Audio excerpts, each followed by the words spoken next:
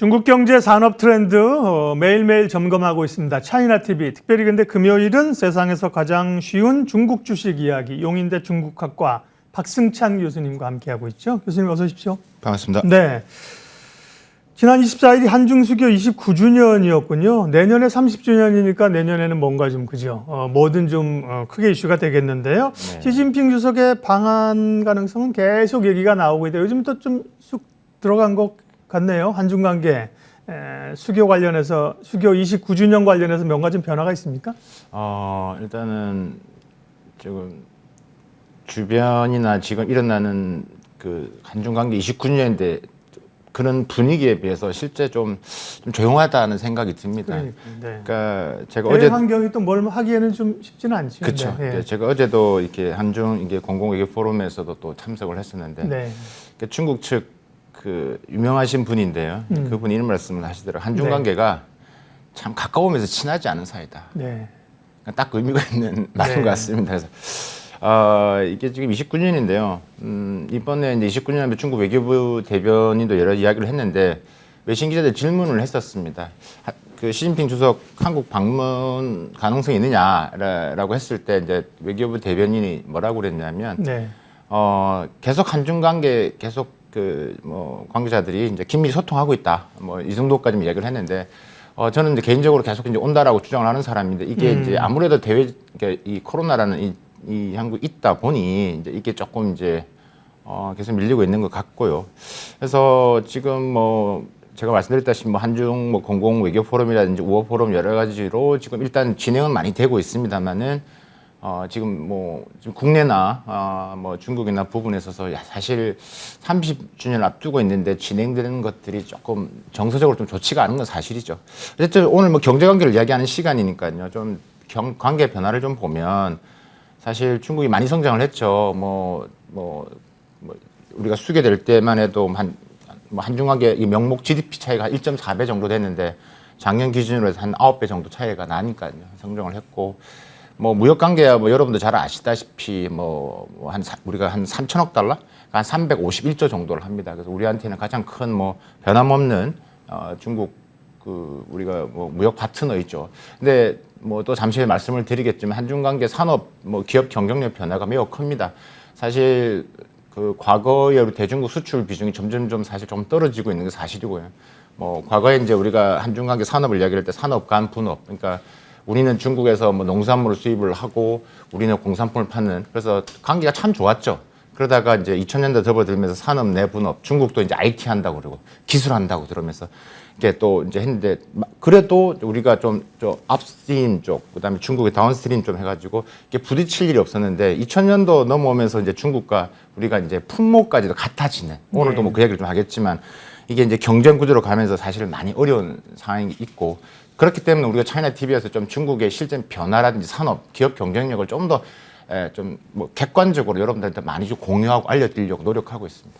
우리 입장에서는 중국이 좀 천천히 쫓아오면서 우리 원자재를 사가거나 뭐 이렇게 차도 좀 수입해주고 반도체도 수입해주길 원하는데 우리의 바람과는 다르게 뭐 중국은 사실은 뭐 워낙 거대 국가이기도 하니까 산업 측면에서도 치고 나오고 따라 붙거나 사실 일부 산업 같은 경우 우리보다 국제적으로 경쟁력이 더 높게 가는 쪽도 적지 않기 때문에요. 그런 쪽에 우리가 좀 위기감이 있는 건데 한중 수교 29주년을 맞이해서 한국과 중국 간의 그런 산업 경쟁력의 차이, 위치 이런 거 한번 점검해 보면 좋겠네요. 오늘 제가 이걸 또 설명을 의미가 있다라고 생각이 드는 게 사실 올해 뭐 국내외 여러 연구기관들이 이제 한중 관계 뭐 이런 기업 경쟁력 관련된 여러 지수를 많이 발표를 했습니다. 우리가 좀 객관적인 데이터를 보면서 좀 우리가 좀 알아야 되지 않나라는 생각이 드는데, 뭐 최근에 발표를 했죠. 이 스위스 IMD라고 하죠. 국제 유명한 데니까. 국제경영개발연구원에 발표했던 부분인데, 2021년 국가 경쟁력 평가에서 뭐 중국이 한국을 추월했죠.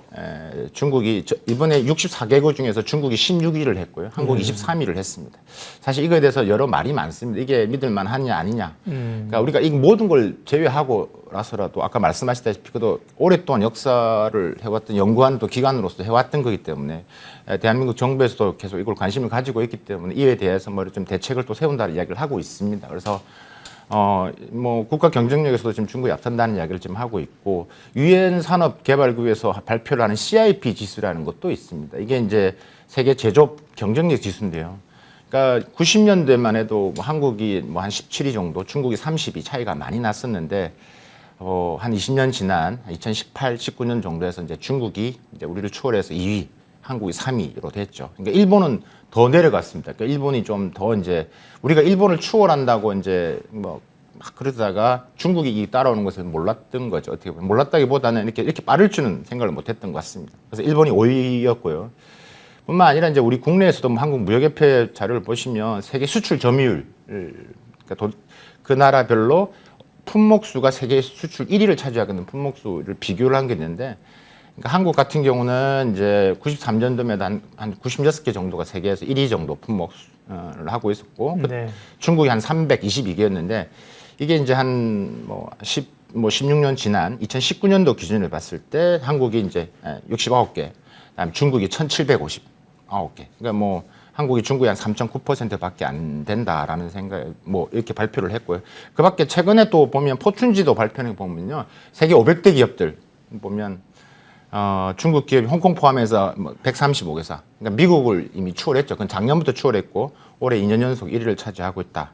한국이 한 25개 정도 되니까요. 그래서 뭐 이것도 뭐 기업에서 경쟁력을 우리가 충분히 확인할 수 있을 것 같고, 또 하나 이제 의미 있는 것은 그 한국산업기술진흥원에서 발표한 자료가 있습니다. 그러니까 글로벌 R&D 투자 1000대 기업을 이제 발표를 했는데, 2000년도까지만 해도 한국이 더 많았습니다. 19개. 그다음에 중국이 4개였는데, 2019년도 기준으로 보면 이제 한국이 25개, 중국이 168개. 그러니까 R&D 부분에서도 훨씬 더 우리보다 한 40배 이상을 하고 있죠. 그러니까 이런 걸 보더라도 뭐 지금 제가 말씀드리는 게 뭐 여러 이제 국내에 권위 있는 기관들의 발표 자료이기 때문에 우리가 좀 더 이것을 좀 팩트 있게 좀 찾아봐야 될 것 같고, 차이나 TV에서 이런 것들에 대해 조금 더 소개를 하면서 좀 여러분들이 좀 중국의 이런 성장에 대해서는 좀 주목할 필요는 있다라는 말씀을 드리고 싶습니다.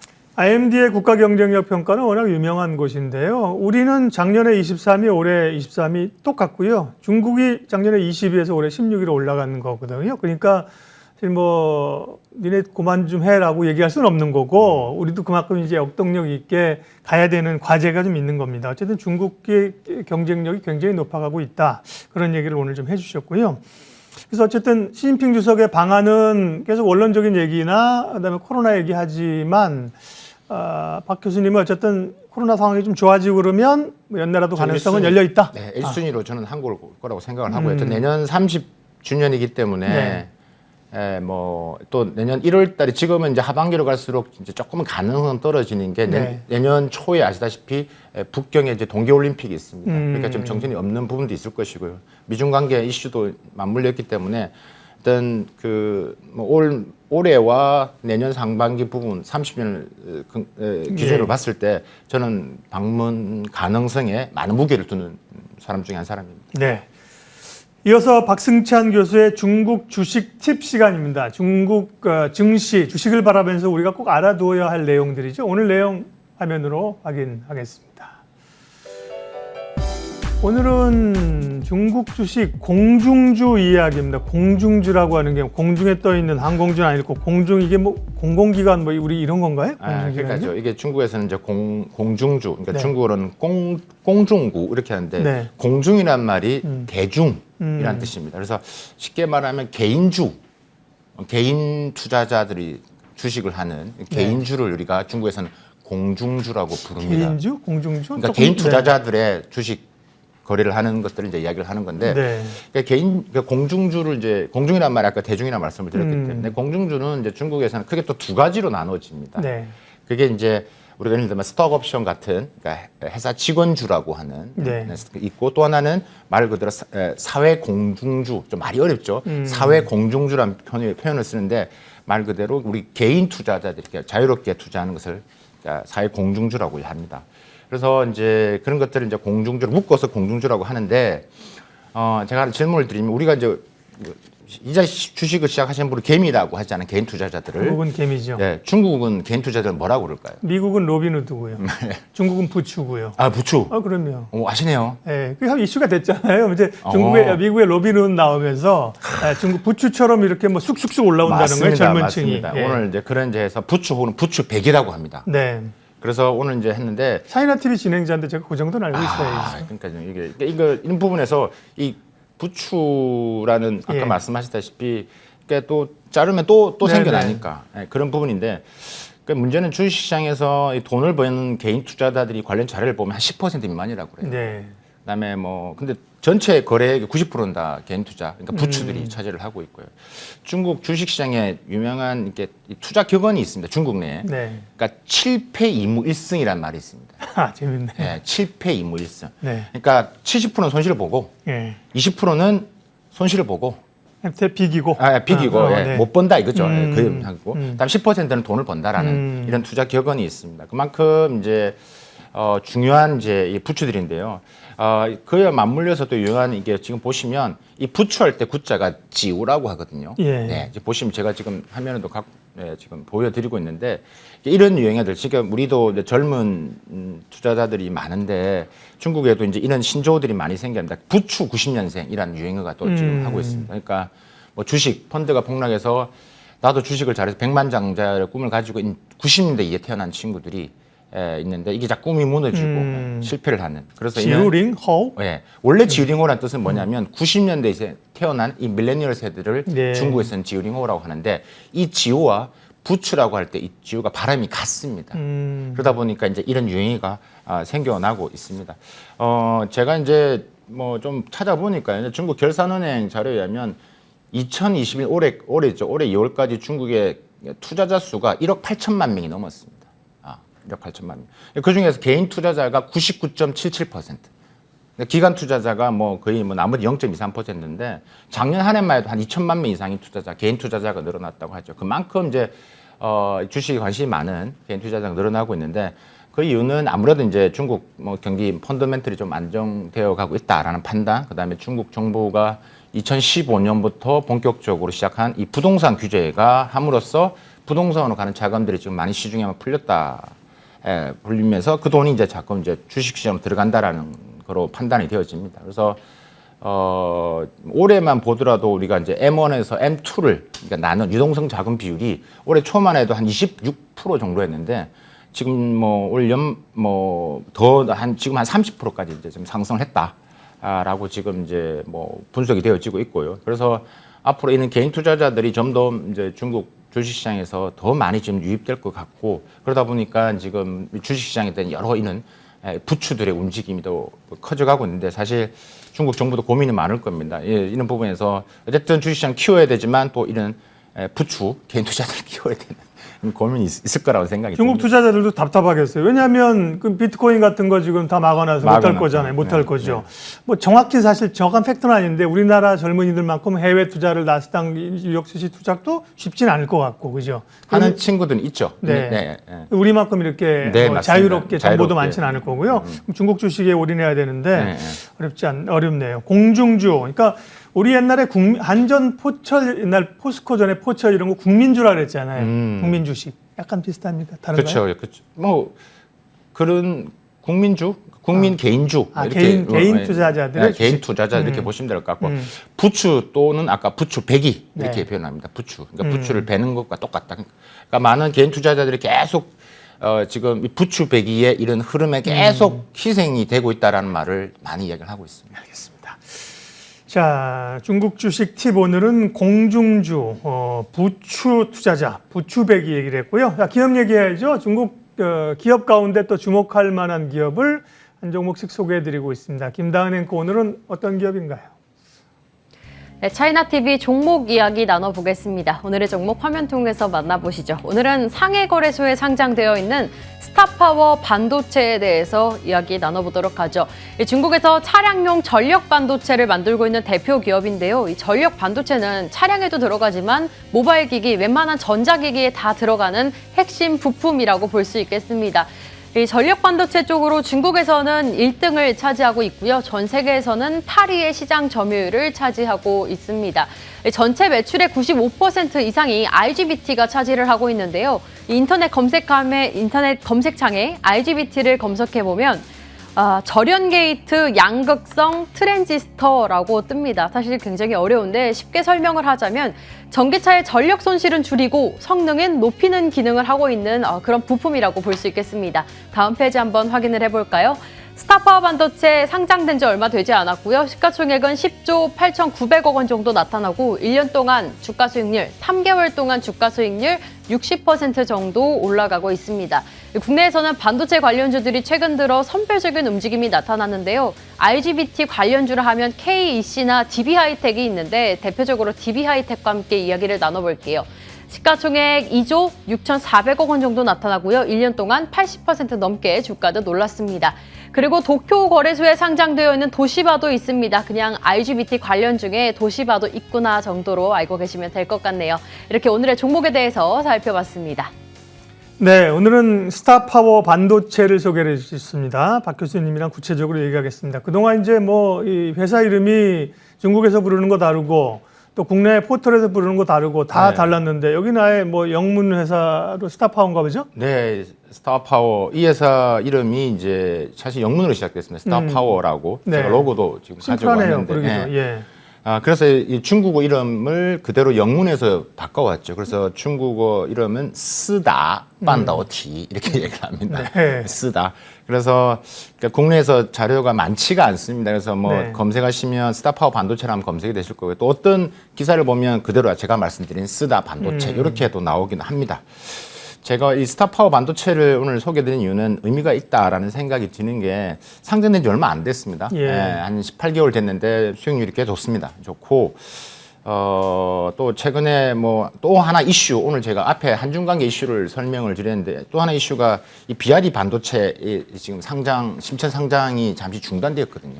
비아디는 우리가 알기로 전기차 업체잖아요. 비아디 반도체 분리된 비아디의 산하 계열사입니까? 분야.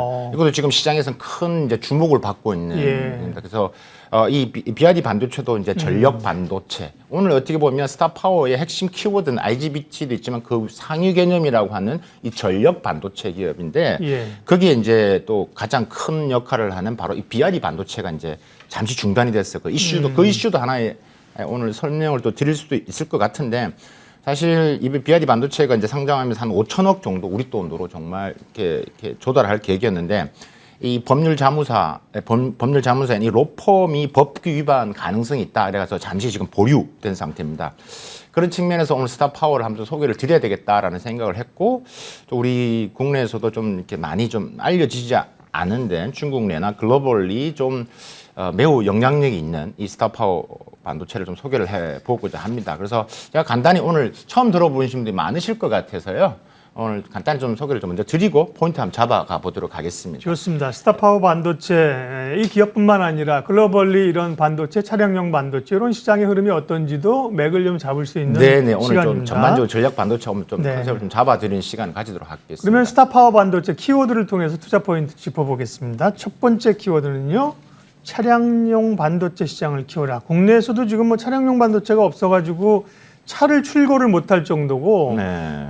차를 팔면서 일부 옵션을 빼고 값을 깎아주는 그런 상황이잖아요. 네. 관심이 높은데 차량용 반도체라는 얘기는 많이 들었는데 전력 반도체라고 하는 건 또 좀 생소합니다. 얘기해 주세요. 네. 그래서 제가 앞에 지금 일단 이 회사 소개를 좀 먼저 드리고 시작을 네. 하겠습니다. 그래서 많은 분들이 그 잘 못 들어 이 어떤 회사지? 네. 이런 왜냐하면 상장된 지도 얼마 안 됐기 그러니까, 때문에 국내에 있는 여러 이제 뭐 정시 전문 애널들도 소개가 이제 좀 덜 된 업체입니다. 그래서 2005년도에 중국 절강성이라는 가흥시에서 설립이 됐고요.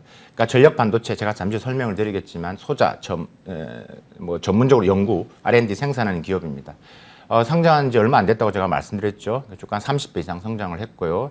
상하이나 유럽에 자회사를 갖고 있고 R&D 센터를 보유하고 있고 직원 수가 한 600명이 넘는 회사입니다. 그래서 제품군들 한번 보실까요? 제품군들 오늘 일단 설명을 드릴 텐데 전력 반도체라는 개념부터 조금 간단히 설명을 드리면 그러니까 우리가 이제 이 전력을 변환하고 처리하고 이 제어해서 에너지 효율을 좀 개선한 용도로 사용하는 게 바로 이 전력 반도체인데 네. 뭐 비메모리 반도체다라고 보시면 되겠습니다. 그래서 이 스타파워 반도체가 전력 반도체 뭐 IGBT 그다음에 뭐 트랜지스터 관련 지능형 전략 모듈 그다음에 뭐 3세대 반도체라고 하는 이 실리콘 카바이드 여기까지 다 하는데 물론 이거 여러 가지를 하지만 핵심은 잠시 후에 키워드에 잡아드리겠지만 IGBT가 핵심이다라고 보시면 될 것 같고요.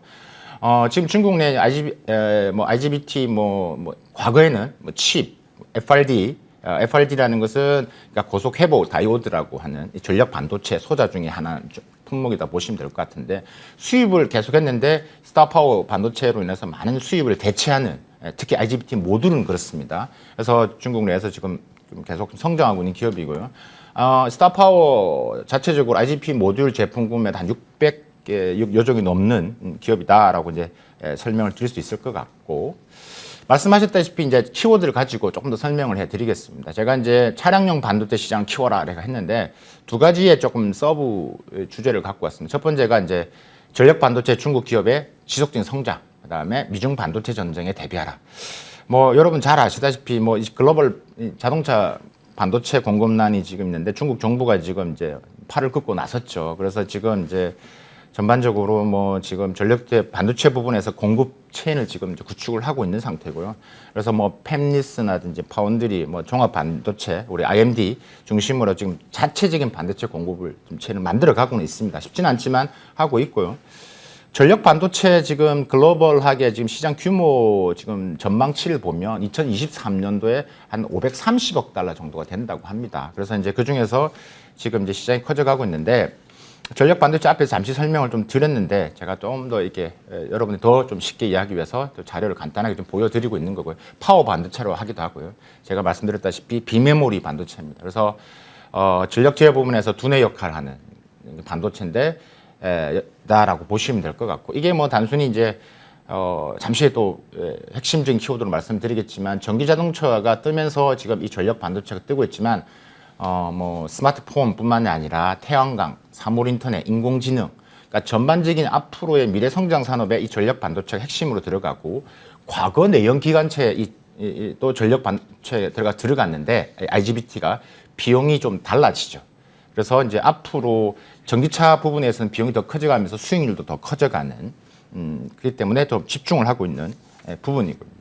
물론 당연히 1위 기업은 독일 기업 인피니언이 1위를 하고 있고요. 뭐 미쓰비시, 도시바가 1등을 하고 있는 기업입니다. 그래서 우리가 지금 이제 좀 지켜봐야 될 게 제가 지금 그 중에서 차량용 전력 반도체가 중국 정부가 지금 생태계를 짜고 있다라고 제가 말씀을 드렸는데 그 중에 대표 기업들을 한번 제가 뽑아봤습니다. 그러니까 전력 반도체 중에서 여러 가지 분야가 있는데 그 중에서도 오늘 스타파워는 이 IGBT 분야의 대표 선수입니다. 또 하나가 바로 제가 앞에서 설명했던 BRD 반도체.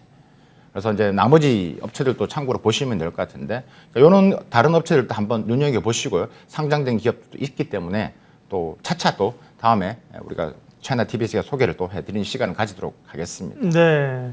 중국의 이제 첨단 기업입니다. 스타파워 반도체, 차량용 반도체, 전력용 전력 반도체 중요성에 대해서 말씀하셨고요. 두 번째 키워드 화면으로 확인하겠습니다.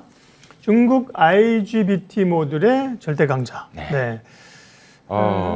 뭐 IGBT 시장 규모 확대, 뭐 잠시 조금 전에도 우리 다운 앵커님이 중국 1위 글로벌 세계 8위의 기업이다. 그다음에 뭐 작년까지만 해도 전기차 판매량 1위 국가가 중국이니까 당연히 전기차 판매가 늘으면 늘수록 이 IGBT 모델은 계속 지금 판매가 될 수밖에 없습니다.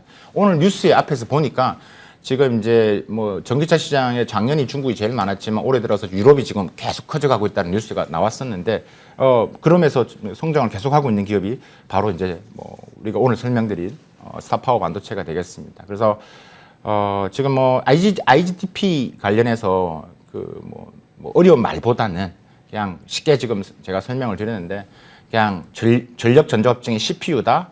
라고 이해하시면 될 것 같고 크게 이제 IGBT는 두 가지로 나눠진다라고 이해하시면 될 것 같습니다. 그러니까 뭐 에어컨이나 뭐 등등 뭐 가전을 다 포함한 이 산업 제어 시스템 부분에 쓰는 IGBT가 있고 그다음에 우리가 오늘 강조해야 될 신에너지 산업, 전기차를 포함한 부분에서도 사용되고 있는 영역으로 나눌 수 있다라고 있을 것 같고요. 하여튼 이 IGBT가 지금 뭐 우리가 지금 신재생에너지 산업, 그다음에 에너지 전략에도 사용되고 전기차 전력 손실을 줄이고 성능을 높이는 데 가장 핵심으로 사용되기 때문에 우리가 이제 스타파워가 계속 주가가 올라가는데 스타파워의 사업 구조 하나 보실까요? 제가 지금 가져왔는데요. 스타파워의 지금 그 매출액 구조 부분을 혹은 전반 사업 구조를 보시면 산업 제어 시스템이 아직까지 많은 부분을 차지하고 있죠. 근데 신에너지, 전기차 부분이 아직 20%밖에 안 됩니다. 이제 성장해가는 섹터군요. 네, 그러니까 이 전기차 부분이 신에너지 부분이 점점 늘어나고 있다라는 부분들입니다. 그래서 이제 아직까지는 이제 앞에서 말씀드린 산업 제어 시스템 부분에 있어서의 비중이 크지만 점차 커져가고 있다라는 부분들이고요. 신에너지 부분 제가 지금 말씀드리고 있는데 에너지 부분에서도 지금 제가 보면 중국에서 신에너지차, 그러니까 전기차 부분에서 IGBT 판매량 비중을 한번 제가 지금 보여드리고 있습니다. 1위가 이제 인피니언 독일 회사입니다. 그죠? 인피니언이 49.3%를 차지하고 있고 2위가 비아디입니다. 네. 비아디 반도체. 네, 비아디 반도체입니다. 다음에 3위가 스타파워 반도체입니다. 그래서 제가 오늘 비아디 반도체 상장 중단 이슈도 지금 설명을 드리면서 오늘 같이 지금 우리가 지금 IGBT 전력 그 반도체 이야기를 지금 같이 설명을 드리는 거기 때문에 이것도 이제 함께 우리가 좀 지켜볼 이슈인 것 같고요. 중국의 IGBT 시장 규모가 지금 어느 정도 성장을 하고 있느냐라는 것도 제가 지금 그래프로 한번 보여드리고 있는데 좀 지속적으로 성장을 하고 있죠. 2023년도는 290억 위안 정도, 그러니까 한 5조 2,500억 정도의 규모로 성장할 것으로 보여지고 스타파워 전체 매출의 95% 이상이 이 바로 IGBT 모듈에서 나타납니다. 예. 그게 좀 이제 리스크 요인이긴 한데 이제 그런 부분이 이제 우리가 좀 주목해서 봐야 될 것 같고요. 중국 IGBT 시장 차지하는 비중도 점점 늘어나고 있죠. 3.84. 그만큼 기술력이 성장하고 있다는 것은 분명해 보인다라고 설명을 드릴 수 있을 것 같고요. 작년에 지금 글로벌 전기차 판매량이 한 324만 대 정도 되는데 중국이 133만 대, 제일 많이 팔렸죠. 올해는 지금 유럽이 늘어나고 있지만 어쨌든 중국 내 전기차 판매는 계속 늘어남에 따라서 자연스럽게 스타파워 반도체의 매출액도 늘어날 것으로 보여지고요. 글로벌하게 세계 IGT 모듈만 보면 시장 점유율도 한번 볼까요? 그래서 글로벌 세계에서 IGBT 모듈 시장에서 보면 지금 이제 한 8위 정도 하죠. 지금 아까 말씀드렸던 인피니언이 35%를 차지하고 있고요. 쭉 올라가면 지금 2.5% 차지하고 있는 스타파워가 보일 겁니다. 그래서 전반적인 오늘 IGBT에 대한 성장, 그다음에 시장 규모 이런 부분에서 한번 좀 관심 있게 한번 볼 필요가 있다라는 설명을 드리겠습니다. 예, 스타파워 반도체 얘기를 하고 있습니다. 차량용 반도체, 전력용 반도체 쪽입니다. 그러면 세 번째 키워드는 어떤 건지 확인하겠습니다. 세 번째는요, MSCI 차이나 A 지수 편입 그리고 성장률. 역시 수급 상황도 무시할 수는 없는 건데요. MSCI에 편입이 된 건가요? 된다는 건가요? 네, 지금 됐고요. 네네. 지금 MSCI 지금 차이나 지수에 지금 8월 이제 신규 편입에 종목이 편입이 됐고 이제 네. 9월 그 1일 개장부터 이제 시작이 됩니다. 예. 그래서 이제 이렇게 발표가 됐고 아시다시피 MSCI 지수 변경이 이제 1년에 한 4번 정도 진행이 되거든요. 2월, 5월, 8월. 얼마 전에 저희 11월. 우리 국내 기업도 들고 나는 것 때문에 관심이 됐었고 8월 한 중순쯤 발표했고 시행하는 거 이제 8월 말 알고 있는데 그때 여기 들어간 거군요. 네, 네. 그래서 그 9월 1일자부터 아마 개장부터 바로 시작되는 거고요. 그래서 MSCI 지수에 편입됐다라는 것은 그러니까 해당 지수를 추종하는 패시브 자금들이 이제 유입이 많아질 거고 결국 외국 자본들 유입이 이제 기대가 된다. 그만큼 이제 여러 글로벌하게 이제 지금 이 스타파워 반도체를 좀 유심 있게 좀 보고 있다라는 측면에서 우리가 한번 또 세 번째 키워드로 이제 설명을 드렸고 또 하나는 제가 이제 스타파워 반도체를 많은 시청자분들한테 좀 이제 객관적으로 좀 이제 설명을 드리기 위해서 또 여러 기관에서 중국이나 자료들을 좀 많이 이제 서치를 하면서 보면 2021년도 매출액을 전반적인 평균을 한번 보면 한 65.9%를 전망을 하고 있습니다. 그래서 지금 1분기도 지금 성장을 계속하고 있고요.